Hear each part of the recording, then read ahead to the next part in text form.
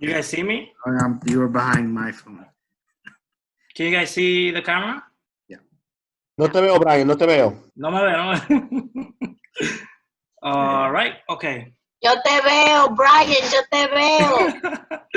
Hello, everybody. I'm so glad that I came in early today because I saw so many friends that I had so long without being with. You know, like you see, saying for example, like I have like maybe 2 years saying that I don't see you, 1 year and something. I was gonna actually use one of your photos as an example, but I needed your permission. Hi everybody.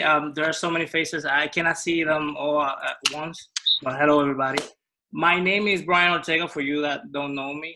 And for the last couple of years, actually starting in Hostos in the student government, I was involved with this photography world. Although I was in different academic path because I was studying engineering and math, then doing architecture. On the side, I've been doing photography for all those years. 2014, I think, was 2013, 14, something like that. But well, let me share my screen to start the class. I wanted to know first, who has previous experience with photography? Like if anybody can share in the chat, anybody that has some basic knowledge of photography. I just want to know how to handle the words and the speed of the class. Some, all right. Somebody has some. Yo, Brian. Okay. Tú tienes the basics, right? Más o menos. All right. So the idea of the workshop is aimed for people that have zero knowledge of photography. You know, everybody has a notion of photography. What is when a photo looks nice, when it looks bright, and all these general terms. But today, after this workshop, hopefully, if I do a good job, okay, somebody took a photography class. Hopefully, if I do a good job, you're gonna get out of this workshop with enough knowledge for you to handle a camera. So let me share my screen. Let me see. I can share, right? Yes. All right, so you guys are seeing my screen. Okay. All right, so this is the first time that I'm using slides. I think present is the, oh yes. Okay, can everybody see my screen? Yes. Okay. Yes, sir. All right, so really, photography? Well, I know that everybody, doesn't matter what you do, if you're doing math, if you're an engineer, if you are a lawyer, you must, it's either you have taken a photo or you have some notion of what photography is, right? So who am I? Again, I'm gonna give you a preview, like a quick summary of who I am, very philosophical here. Who am I and what I'm here for? So I'm Brian Ortega, again, as I said. I entered Hostos Community College in 2013. And the first time that I touched a camera, a professional camera. So when I was in high school from 2010 to 2013, I had a kind of curiosity for photography and for the arts, but I never had access to an actual camera. I just saw it in the movies and in videos and stuff like that. In Hostos, when I became part of the student government, was the first time that I touched an actual camera, like a professional camera, if you will. And I was the vice president, and I had to like take photos around, and some people knew that I kind of liked that. So I don't remember exactly who assigned me to be the photographer, so I started there. And after trying, I just got more curious, and I started learning. So from there, I finished Hostos. I kept doing photography on the side. I started like having a small business on the side while I was studying. I went to City College to study architecture. In architecture, I had to utilize some of the knowledge from photography. I started learning Photoshop, and I started like merging into that world of arts and creation, digital creation, right? Then right in the middle of college, I started like taking photography serious as a business.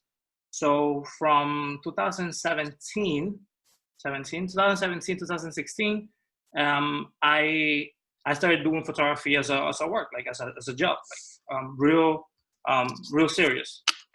So I have 4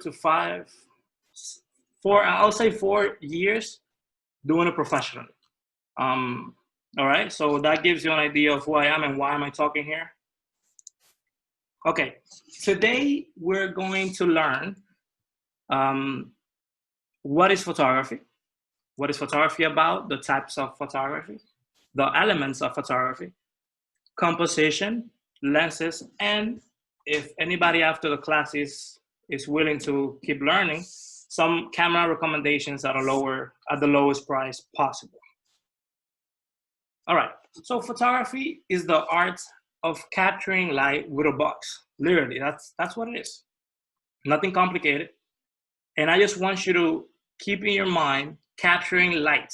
That's the highlight. I should have highlighted it in the editing, but yes, that's the most important phrase today. Capturing light.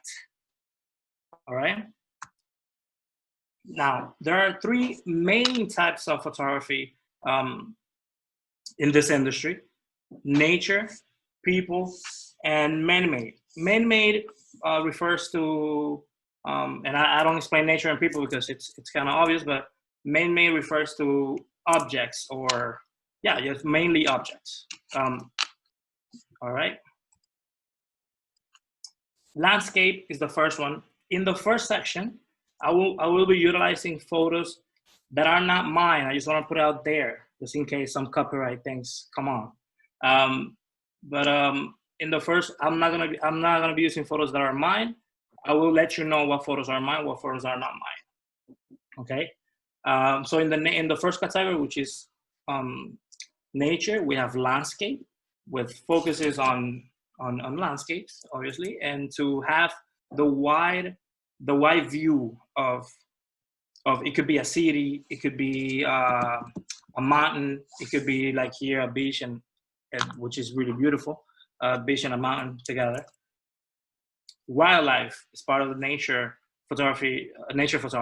Wildlife focuses on animals that are in their natural habitat. So having a photo of your pet at home is not wildlife, because your dog is not, or your cat is not wild, I guess. So wildlife refers to taking photos of animals in their natural habitat. You coming out of your house and going to their environment and taking photo of them while they're doing what they're supposed to do. Macro photography. Macro photography, it's a really interesting kind of photography. I myself haven't been into it, but I can see myself in the future trying out a lot. Macro photography, as the name explains, it's you utilize a special lens, and you can zoom in. Let's say zoom in. I'll explain that later, but let's say zoom in now. You can get close, really close, to small animals or small objects, and you can see, like, you see things differently. There's no way in the world with your eyes that you could see this animal, whatever it is. Honestly, I don't know exactly what it is. This animal like this, up close like this, right? So there's some details that you see because of the ability of this lens. By the way, guys, I want to stop really quick and say that if I'm really bad when I'm not having a conversation, so I tend to get robotic when I don't have a conversation. So if you have any question at any point, I don't mind if you interrupt me. You can jump in and ask me questions. It's my first time doing a workshop, by the way, and I'm kind of bad with conversations that are not coming from two sides. Like, I have to talk. So if I get robotic, ask me questions and interrupt me, okay? So this is macro. Underwater, again, all right, somebody has a question, I guess. Oh, okay, all right. Okay. I'm sorry, guys. I would not known it for the first time. Oh, I would not known if it was the first time. Oh, thank you. Man. I guess that's a nice thing. Thank you. Okay, let me. I don't know how to hide this. How do I hide the chat? Oh, maybe just close it. Okay, all right. So underwater is the next subcategory under the nature category. It explains it all underwater. There are some. So let me show you my camera, so you guys can understand how these photos are taken. So let's say, for example, this is my camera. Can you guys see the camera? Yes. Okay. So this camera, if you put it underwater like this, obviously it's gonna get messed up, and you don't want to mess up something that is really expensive. So there are some companies that they do like a case for your phone, but they make it for your camera, and it's really big. I should have put a photo in there. I can show it to you after the slides are done. But it's really big, and it's like most of the time obviously has to be transparent, but it's circular, so you can put in your hands, and you can manage the camera. So it's so fascinating. It's just sometimes more expensive than the camera, but this is how these photos are taken. And they also come with lights, just like people do photo shoots in studios. They come with lights, and you can set up. It's fascinating how they take these photos underwater. All right, so Brian. Hey, dímelo. Brian, What's up? So yo, Herman, tengo una pregunta. I have a question. Yeah, for sure. Yeah. What are the different types of photography again from the beginning of the previous slide? Yes. One is Nature, people photography, and man-made, which is objects. Let's call it objects for now, but it's man-made. So three main type of photography. Okay. All right, and I am explaining first the type of photography because later on I'm gonna show you techniques and some technicality of photography, so you can know what I'm talking about when I tell you stuff. All right. So I want you to have a clear understanding of what's photography and what is it used for and all that, right? Before teaching you photography. Okay. Okay. The next category subcategory under nature is astrophotography. Again, I'm using those photos because I haven't done astrophotography. I haven't done most of the kind of photos that are being shown here in this category because I don't focus on that. I'll show you later what I focus on. Astrophotography, as the name says, is taking photos of the sky using techniques that I'm going to show you later on today to capture the stars.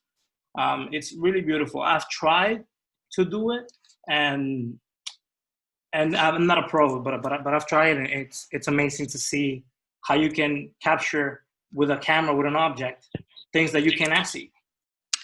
All right. The next one will be aerial. These are done with drones. Now they're done with drones, but before they were done with helicopters, airplanes. Aerials are basically photos taken from the top, from really high, so you can see things that you would never see at eye level. You can see it from above.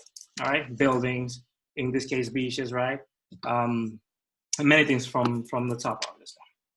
Let me see. Oh, scientific. This is a really nice one. Scientific photography is used to take pictures of stars, of suns. Obviously, they don't use a camera like this.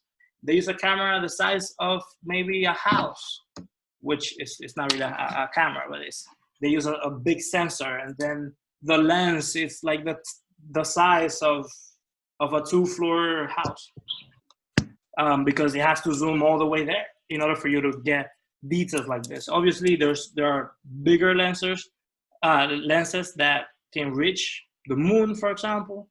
They can reach maybe like you can see the Milky Way, but but in details like this, they're using really, really, really big and expensive lenses. Okay, so now, Sorry, Brian? yes. Do you want somebody to like monitor the chat so they can ask you the question, or you can do both? Somebody can read you the question from the chat so that you're comfortable just doing your slide, and then somebody can just read you the question as you go along. That would be amazing. That would be amazing. Yes, because I don't know how it usually works. Okay, so you just focus on your slide. I will be reading the question from the chat to you so that you have it.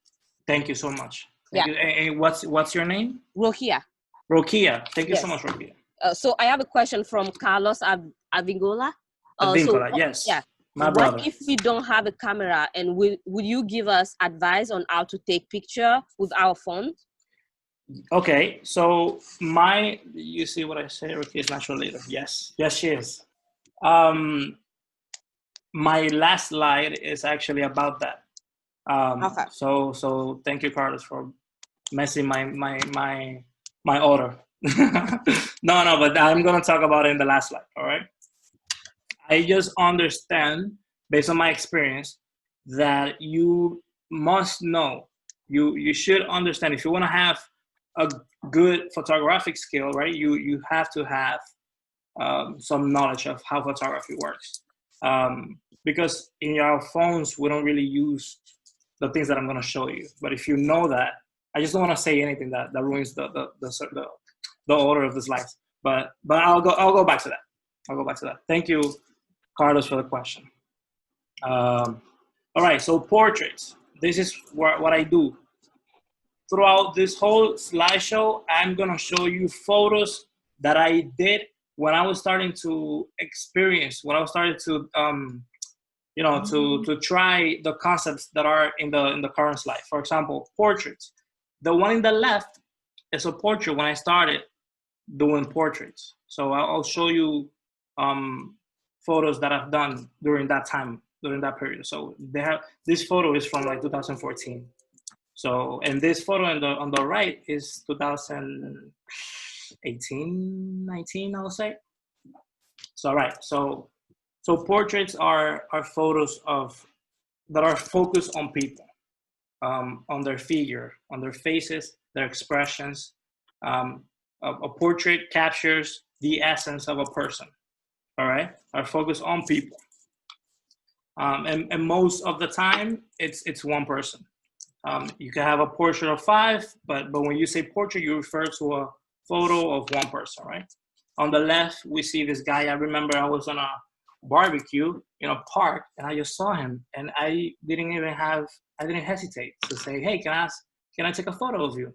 Because I was just learning, and I wanted to have a photo of that guy. I just found him really interesting. And you can see, I mean, I don't know if you can see, but I find him really interesting. I see some history in his eyes, and I just wanted to capture that. I took a couple. I just chose this one because he was smoking, and then that adds more character to the photo. And then on the right, all right, so we have a question. Okay, that's not a question. Okay.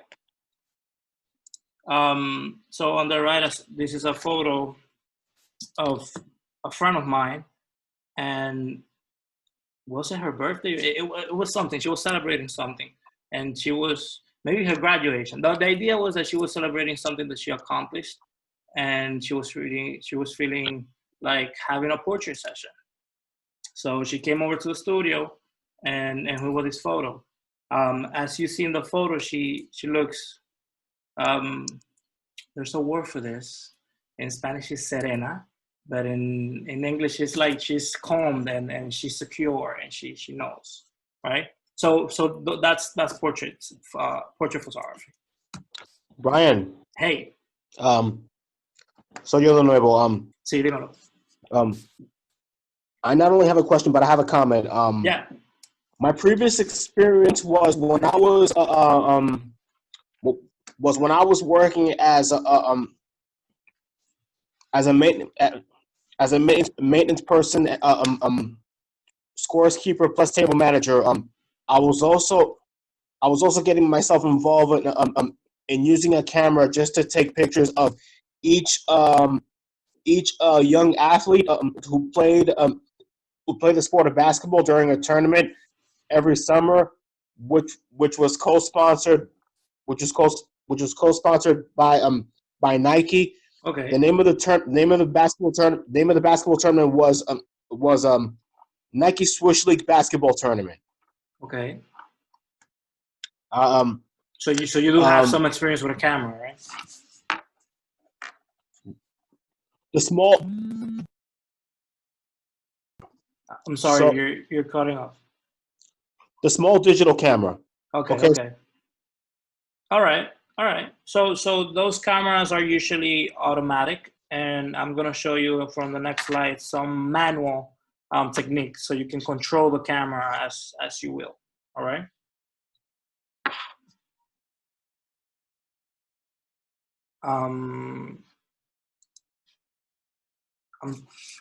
Let me see. Is this working? Can you guys hear me? Herman, are you there? Aquí estoy. Okay. I just thought I went out of the conversation. All right. So the next one will be wedding. So this is a photo taken by me also, and it's just that weddings, capturing the moments in those weddings, and saving it for those people to have a memory of that day, right? Sometimes we forget, and it's amazing. I was a wedding photographer for some time, and having it's like it's bad and it's good at the same time, because you have that responsibility of saving that important day, and record it and document it, and you feel like pressure, because if something goes wrong, then that's it. It's totally your fault. It's 100% your fault. But it's also you feel good because you are the one in charge of that, and when you deliver the photos, then the feeling that they portray in their faces are priceless. All right, so wedding, then documentary. There's a photo taken by me in the border of Haiti and Dominican Republic, and I just want to capture the moment there. And since this was when I was starting photography back in 2013 or 14, something like that, I don't really remember well me being there, but when I see the photos, I go back to it. So having documented, which is the name of these photos, document this kind of photography, documentary photography. They usually aim to portray news or what's happening at a certain moment at a certain time, and that's basically what I did there. I documented, and this is documentary type of photography. I see. Okay, thank you so much. Sports. I did not take this photo. I have zero experience on sports photography, or at least professional sports photography. But this is what it is. It's capturing the moments through sport activities, right? And remember, we're still under the category of people photography. Fashion. These photos are taken by me, and this is a really friend of mine. She's an actress. She have been working on several movies, and she wanted to showcase her fashion side, right? Not only their serious, actresses, they take photos of themselves being really serious, so directors can hire them because of their looks. I mean, besides of their actress skills, but they have to see like how they look, see if they connect to the character. She wants to step out of that and see her fashion side, and I did this Photoshop for her. Okay, the next one will be commercial. Also, this photo is not taken by me. Not taken by me. This San Pellegrino is a product photography, and this is the first. I see a question. What would be your best advice for someone starting out? I just received a Canon Rebel EOS T7, and I wanted to begin taking photos. All right. After I'm done with the type of photography, which I'm only have 3 more, we're gonna get into the technicality of photography, and there you're gonna learn everything that you can do with a Canon T7, which is a great entry-level camera. All right, so commercial photography. In here we see a photo of San Pellegrino. It's a commercial. They're trying to capture the essence of this product.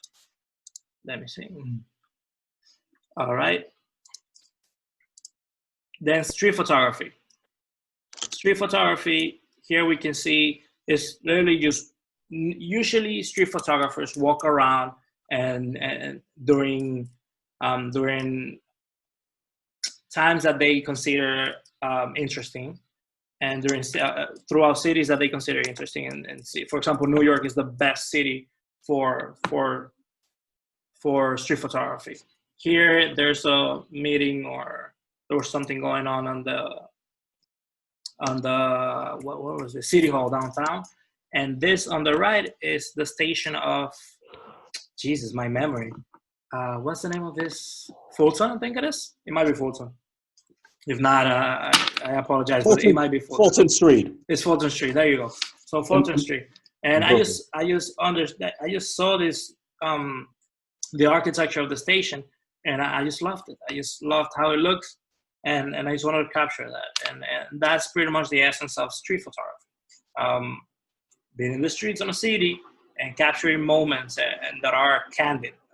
You don't control. You don't tell people to pose. You just take photos of them as they are doing what they have to do, or what they were doing. Then events. On the right, you have a birthday. On the left, you have graduation shoot. It's pretty easy to understand these events, and you sort of capture what's happening on that event. Event is a really big tree of kind of photography. You can have from baby showers to weddings are in another stage because it's just another monster. But events, happy birthdays, graduation parties, dinners, family dinners, and stuff like that. Events have a great umbrella. Like there's a lot of things under events. Travel. Both photos are taken. Well, this one was definitely not taken by me because that's me on the photo. This is in Cancun, and this photo on the left is this was taken by my girlfriend on the right, and on the left is a photo of Venice, and it was taken by me. I actually spent there. Like there are bridges under, well, through these canales, Jesus, channels, and I spent there like 25 minutes waiting for the exact moment in which one of those guys, Jesus, my English is going away now. But I was waiting for the perfect moment in which the gondolas were right in the middle, and I could capture people in the gondola, and everybody was looking at sort of the direction that I was. Gondoliers. There you go. What? Gondoliers. Okay, definitely not a word for me. Yeah, what? Gandalias. Well, okay. So travel photography. What is that? You good? Okay. So yeah, travel photography, capturing the moments while you travel different places. Obviously, travel photography is subjective because if somebody comes to New York and I do photos in New York, then that would be street photography, right? But if somebody from France comes here, then they're doing travel photography. So it's there's a little twist with that. But travel photography, when you go to other countries, other places, other cities, and take photos of the best of those countries or cities. Brian. Dímelo. ¿Qué país son ellos? On the left, I'm sorry, wait, I don't know, how do I go? Okay, on the left is Italy. Yes. That's Venice. And on the right is Mexico, Cancun.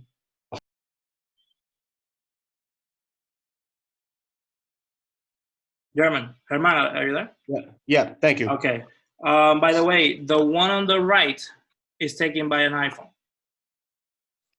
Just for you to know. Okay. All right, product photography. Again, that's a camera. That's my camera. So that's sort of what it is. Showing up a product, and then we get to the man-made. Right. We have photo photography, which I think it's one of my favorite, if not my favorite, type of photography, because I enjoy eating and I enjoy taking the photos of the food. These photos were taken by me. There's a very, very good place. It's called Bar Tacos, and it's in Port Chester. It's like to the north of the Bronx, like maybe 40 minutes to the Bronx, to the north. Bar Taco is amazing. I loved it. This is food photography. Then still life. Still life is taking photos of objects. I have a question. What's the best to take a photo with if you do not have a camera, iPhone or Android? Oh, that's a good question. Right now, the best cameras on phones are in iPhone, specifically the iPhone Max Pro 11 something. Yeah, so many names, but yeah, iPhone 11 Pro Max Plus something. But the best one is it's typically on iPhones. All right, still live photography. It's taking photos of things in the place that they're supposed to be.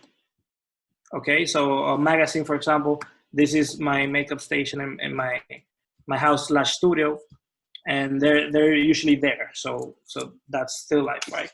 A camera, a photo of a camera where the camera goes, a photo of a chair in a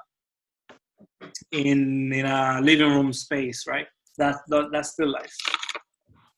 And then the next one is architecture. Also one of my favorites. Both photos taken by me. The left side is Notre Dame, not the one in Paris, the one in Montreal. Both photos are from Montreal. What time is it? I think I have to go a little bit faster. Both photos are in Montreal. There are different kind of architectural photos or architectural techniques. The one in the left, as you see, is different from the right because the left one has very vertical elements, like things are not tilted. You utilize a special lens for that or special technique in Photoshop for you to change that. So only cameras can perceive the perspective of your of distortion, right? You don't see distortion because your brain does something that if it recognizes that one element is supposed to be vertical, then your brain changes the perspective and sees and you see it as it's vertical, right? Same thing we do for architecture photography, so you can understand, oh, this is a building. There's no distortion to the building. You don't confuse the form of the building with your perspective, right? The one on the right, you don't see that change of perspective. You see the building like it's going towards the back because that's how the camera naturally sees the camera. So I didn't actually change the perspective on the right, so you can see the difference, right? But most of the time, the technique applied to the photo of the left is the one used for architectural photography. Okay. Okay. So now that you understand the type of photography and where photography is used, now it's time for you to learn photography. Now, anybody has a question about anything that I explained in the last, 20 something slides? Any question? Where's the chat in here? I don't see it. Ah, right there. All right, no questions then? I can keep going? Brian, Sí, tengo uno. Yes. I can always count on you. I'll always count on you, Herman. Okay. I got a question. Which type of camera should I use for any particular event, for example? Which type of camera should I use? For an event, well, any DSLR camera, which is this type of camera, it's called DSLR because it's digital, it utilizes a lens, basically. I don't want to make things complicated. It utilizes a lens. You can attach and disattach the lenses, change them and interchange them. And a camera like this, a DSLR, will give you the best quality for an event. Most of the time for an event, you utilize a flash. I'm pretty sure you've seen flashes in top of camera here. I do have some, but I don't want to get out of here. So cameras that are here, flashes that are called on camera flashes. That's the best combination for an event. All right, but DSLR camera, it's your bet. So what's the name of the camera? VO what? DSLR. DSLR. VSLR. DSLR. Yes. Okay. All right. ¿Cuánto cuesta una cámara de esas? Pregunta Yanira Arias. How much does a camera like this cost? Right now, they're not as expensive. I don't know how much is expensive for you. Like that's subjective. But this camera costs right now, you can get it for $2,500, something like that. And now, like it used to be like $3,200, and now it went down to $2,500. And the lens, they come separately, right? The lens is $1,600. So I guess you have that. But obviously, you don't have to get a camera like this. I get a camera like this because I have so many years working, and I already outworked the other cameras. I started with a really small camera, and I already kept going up from those cameras. I already needed more things that those cameras were not giving me. I needed more. There are some, I don't know, some buttons or some features that I needed that those basic entry-level cameras were not giving me. All right. So let's keep moving to the other slide, to these slides. $2,500. $2,500 el cuerpo, yes. Wow. So all right, so elements, yes, $2,500. Elements of photography. Usually your phones, for example, they take photos as they see it, and they automatically take the photo as they understand it's the best setting, right? But when you're using digital cameras like this, or even film cameras, let me get a film camera right now.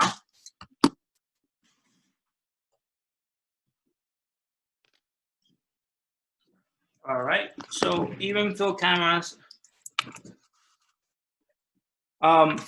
like this, they have, since the beginning of time in cameras, they have 3 basic elements. So if you master these 3 elements, you can call yourself a photographer.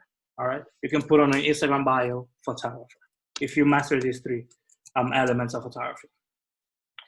The first one is shutter speed, which is the speed in which the shutter opens and closes, allowing light to enter the sensor. All right.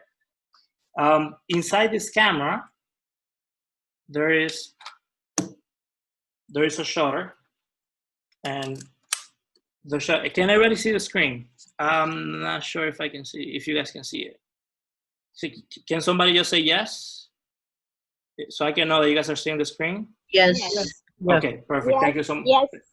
Thank you so much, guys.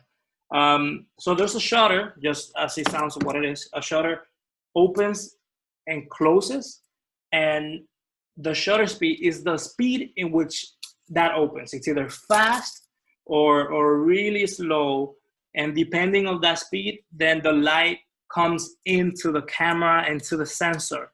As I said before, remember the words capturing light, right? Photography is basically just that, capturing light. So to whatever you're using, your camera, your phone, or whatever. So the shutter is this, right? This is a film camera, remember? So that shutter, I don't know if you're seeing the clack, but at least you're listening to it. That shutter, that is the shutter, right? So shutter speed is the speed in which that shutter opens or closes, right? Then we have aperture. Aperture is the opening. I'm literally just gonna read that. The opening that controls the amount of light entering the sensor, right? So shutter, the aperture, it's in the lens, right? If you see these lenses, I'm pretty sure that you have seen, let me see what is the best way. I just want to see my camera so I know what you guys are seeing, if technology allows me. All right, maybe, oh, there you go. This, okay. So if you see that hole like in the middle there, that's the aperture, right? And I'm pretty sure you've seen it on different logos or like images, right? The aperture is the opening that controls the amount of light. So basically, with your shutter speed, you control the amount of light, not the amount, the time in which the light is entering. But with the aperture, you control the amount of light, all right? Let me know if that sounds confusing. But basically, once the shutter opens, then the hole right here determines the amount of light that is gonna come in. So you can open and close the shutter. Obviously, I can do this because this is a film camera. This is a really old school camera, and I have to do it manually, right? So I just change these things here, this ring that you can see, and you can change the hole in the middle, all right? The first time that I saw this was really fascinating, so I hope it's fascinating for you too, guys. So that's basically the aperture. It controls, and you can see me like upside down there. Let me see. There you go. Okay, so that's aperture. And ISO, before it used to call ASA, which I don't know, they pick really random names. It's called International Standard of something. But the idea is that ISO is the sensor sensitivity to light, right? So how the host has spotted your video. Okay, the ISO is the sensor sensitivity to light. So again, this right here, what you see there, when the shutter is open, let me see if I can do something. Okay, when the shutter is open, you can see, let me move the light, maybe you see it. When the shutter is open, you see a film in the back. So you see film, right? That usually you used to put it with a film. Let me see if you can see it from here. And if you remember, you put it in the back here, and that's film. Now, film is not utilized. What is utilized is memory cards, right? Because technology came in. And instead of film, we have sensors now. Well, ISO is a sensitivity to light that is given to those sensors. So I'm gonna go now one by one, explain you the effects of this element into your image, right? Oh my God, I only have 15 minutes. I'm talking too much. Okay, shutter speed. The speed in which the shutter opens and closes gives you the power of freezing time through the image, right? The higher the speed is, then the sharpest your image will be. If the lower it is, then the slower it will be. There's some physics behind that, and I'm like, you guys are more than welcome to ask me after this. It's kind of long explanation, but it makes sense if you took some physics or even some math, you would understand what it is. But the basic idea is the higher the shutter speed is, then the sharper the photo will be. Then the slower it will be, the shutter, then the images, the elements in the images are going to be blurred. So like if you see my hand, for example, that blur, that kind of blur. That happens because the shutter that my camera has right now is low, right? And these are some examples.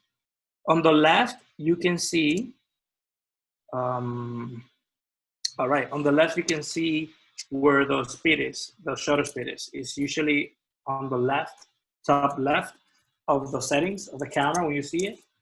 And in this photo, for example, you can see this is a slow shutter speed. Also in the middle, the little kid with the snow.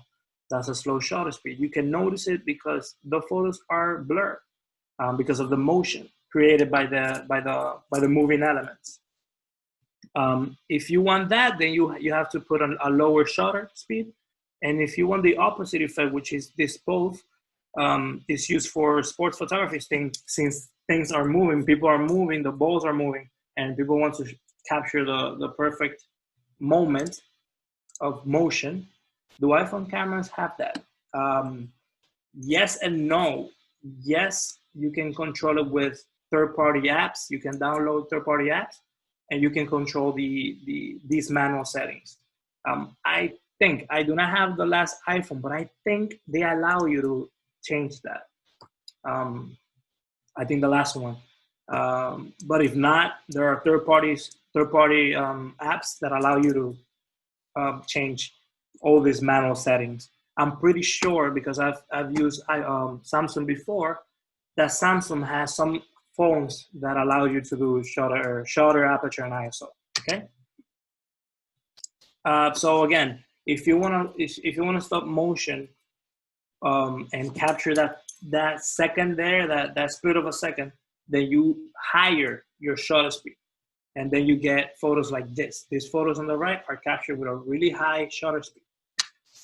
Okay, aperture, as I explained you before, is the hole in the middle there of the lens, and it's usually the setting is in the top right of the camera. Now, aperture, besides controlling the amount of light that comes into the sensor, gives some effects. Let's say effects. If you have a really, and you can see it in the photo on the bottom here, if you have a lower aperture, which means lower number of an aperture, and the hole is bigger, the aperture, it gets bigger, then you have a blurry background, and that's when you see those photos that are really nice because they have blurry backgrounds, and that's because they have a low aperture. So the hole here, it's really wide. I don't know why they did it like that, but when you have a low aperture, that means your hole is bigger and more light comes in, and as an effect to that, then you have the blurry background, right? You can see in the bottom here f2.8, which is a really low aperture. You get the blurry background, and then on your right you see f16, which is a really high aperture, and then you don't get any blurry background. Like everything is sharp. And on the left you see different scenarios where you use both. On the right you see, for example, a portrait of a person, and you use the really low aperture, and everything looks blurred. Whatever's in front, whatever's in the back of the subject is blurred, and then you can focus just on the face of that subject. In this case is a woman. Now on landscape photography, they use a wider, a higher aperture, meaning the hole gets smaller, less light comes in, and then everything is sharp. All right, you don't see a depth. You don't see depth in the photo because the photo already has depth, and you don't want to convey more of that. So everything is sharp. You can see the mountains in the back are sharp, and the flowers right in front of the lens are sharp also. All right. I know it sounds a little bit like too much information, but if you see some more, like if you educate yourself just a little bit more from now, you're gonna get it. I'm pretty sure I'm doing my best to make it as simple as possible. All right. ISO, then, as we talked, ISO is sensitivity of the sensor. Now, you have to see ISO as artificial lighting, right? So again, it's sensitivity to light. A low ISO will give you a less sensitive sensor, and then a higher ISO, which is, for example, here 6400 ISO, will give you a really bright image, right? Now, there's a problem with ISO. The higher the ISO, the more noise is introduced to the photos, which you can see here on the top right. This is 200, which is a really clean image, soft. And then on the right, if you push up your ISO too much, then you get a kind of noisy photo. Sometimes I use it a lot of times, and because I like the artistic what it adds to the art of the image sometimes. But yes, that's the only problem with ISO, that it adds some noise to the photo. As you can see, this is 100 and this is 1600, which is brighter photo, right? Now, those three things, and I'm gonna ask, let me see what time is it? It is, oh, we're almost done. Oh my God, I have to keep going. Questions at the end.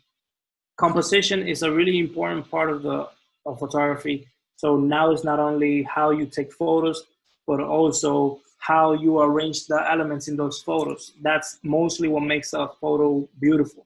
And there are some rules that you can follow. I'll try to go fast now because I've been talking too much before. Composition is the arrangement of the elements in a photo, right? So for example, these are all my photos. I just want to say, and there's one rule of composition. There's a couple. This is one of them, and it's the rule of thirds. Which, if you just like you see here, if you make lines, right? You see, you do 4 lines across the photo, 1, 2, 1, 2, both vertical and horizontal. There, you're gonna find points intercepting, right? Intercepting points. And usually the human eye goes to those points, right? Automatically. It's just a natural rule.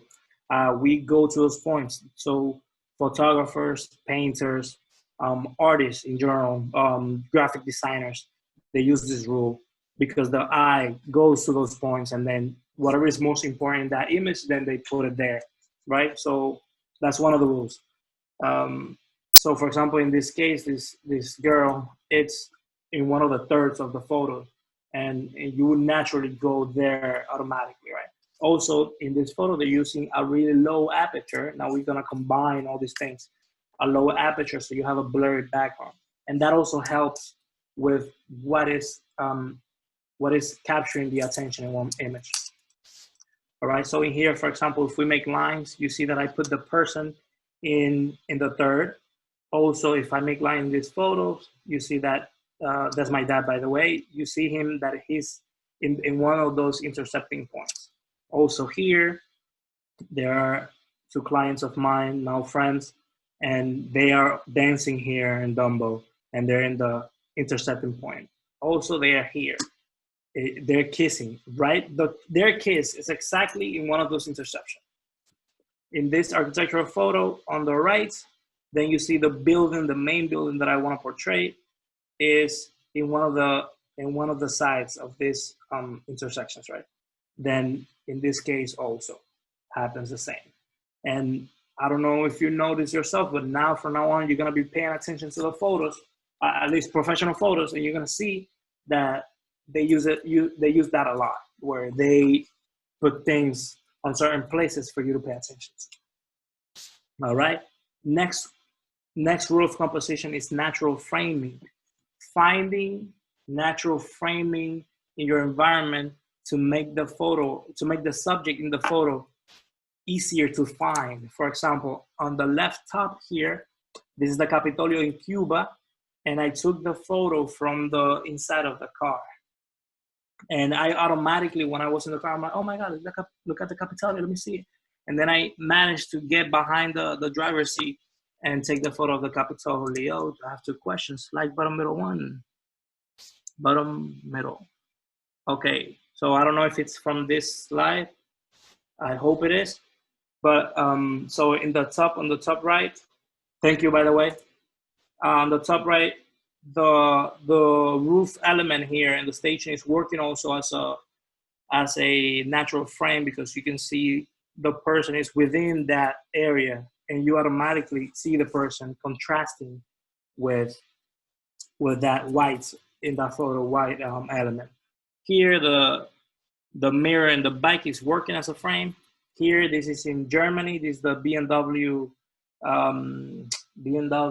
museum, and they have this. And I went and I leaned on the sidewalk, and I wanted to have this part of the building. This building is in the other side of the campus, not the campus, the complex. And I want to utilize this part of the building as a frame for the other building in the back, which has the form of how you call that, valves in the engine. Is the BMW. Also here, this is in Canada, and you can see how I use the frozen window, and there's a hole there, and I placed in the camera, I placed the mountain inside that, so you can easily focus on the mountain. Leading lines is it's another great composition rule that I use a lot too. This photo in the middle is in Hostos. And if you see, for example, the railing will guide you to the middle of the photo, and then it will guide you to go around the photo naturally. Like, you don't even think about it, you just do it. You follow the path. Same thing is happening here. Like bottom middle one. I'm so bad with the chat. I suck at that. On the left here, that's, I think, Brooklyn Bridge. Oh, on the top is the Brooklyn Bridge, yes. The Brooklyn Bridge, and you can see how I'm right in the middle, and I'm utilizing the bridge, the structure of the bridge to guide you to the whole bridge. So you can see the whole bridge just naturally. You don't have to find it. You don't have. It's easy for your eyes. It's pleasing to the eyes. It's easy for you to guide yourself in the image. Also here, this. Brian. Dímelo. La foto del medio hoy son like a era de Hostos Community College, right? The A building, yes. Coming from the fifth floor, I think, from the Yes. from the science floor coming down. Okay. Yep. On the left, this is the 119th, 129th something bridge. That's around Hostos too, I think. And on the right bottom, we see the Sagrada Familia, which is an amazing cathedral in Barcelona, Spain. And you see I'm using the columns to guide you to the roof. I did that, but the architect wanted you to use the columns to see the roof. So I'm just using what he designed. Queensboro Bridge. Is that Queensboro? No, I don't think that's Queensboro. It looks like it though, but I'm not sure. I don't think it is. All right. So next slide, recommendations. Now that you know what these cameras are capable of doing, these are a small list. I started with the one in the left. No, actually, this is exactly the same camera that I utilize in the student government, and this is the camera that allowed me to learn all the things that I'm showing you guys now.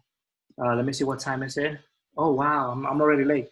Sorry, this is recommendations for cameras. As you see, this is the regular price for pro cameras, entry-level pro cameras, $396, $400. That's around the range of the cameras. But that's everything. That's the body and the lens. Not like this one that you have to buy separately. Okay. Next one is that you don't need a camera, and this is where I go for the phones. You can literally use the rules that I showed you. Use it on your phone, the composition, putting things in the middle, putting things a little bit to the side, using leading lines, using natural framing. And there's some more rules for composition that you can use, that you can try on your iPhone when you're taking a photo and you press the screen and you let it press and you take it down, it's gonna get darker. You can control that. You don't need shutter speed or aperture in your iPhone, but you can control how dark or how moody it looks, just changing the exposure in that photo. You don't really need a camera to start in photography. These photos were all taken in my iPhone. This is a trip in Cancun, and you see how I use natural framing. I just stand behind the benches, and then I just frame the palm tree. This totals, you see how I place his eye, not in the middle, but I place it a little bit to the left, so you can be interested on seeing the composition of those two totals. Then you see how this photo came up. That's all taken with an iPhone. You don't need a fancy camera, but you do need education. You do need to know composition rules in order for you to get good photos. Brian, Dímelo. I have a question. So Yes. go back to the ones that you just have right now. Okay. The one with the turtle. Yes, There you right. go. Yes. Uh-huh. So the one with the turtle, how you put your phone under the water? No, they're not under the water. But you can put your phone under the water. Most of the phones right now, they are water resistant and they can go down to a couple of meters down the water for a couple of minutes. But this one was not taken. This was like a water tank, and you put it. Okay. I'm Yeah, not you that so way. yes. Okay, thank you. I just wanted All to right. wait. Okay. Those. Okay. All right. Okay. So I just have like 2 slides more. These are also shots taken with the iPhone. This is a night from the airplane on my way back from Cancun.